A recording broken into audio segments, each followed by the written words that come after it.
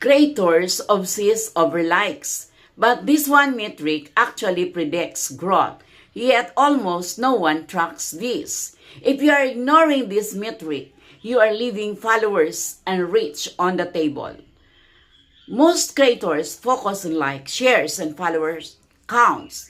But here's the thing, those numbers don't tell the whole story.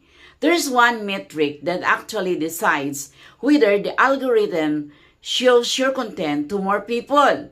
And the crazy part, almost no one pays attention to this. It is called dwell time. The time someone spends reading, watching, or interacting with your content before scrolling away. Every second counts.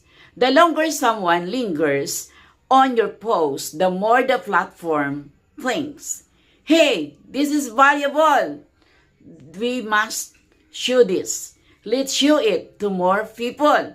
You cannot fake dwell time with flashy edits or clickbait headlines. It is earned by making your content meaningful, entertaining, or thought-provoking.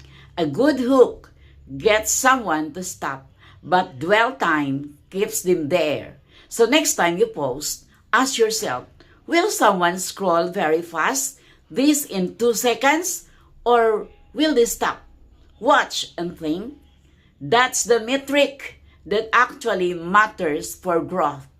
Stop striving vanity metrics. Start creating for dwell time, and the algorithm and your audience will reward you.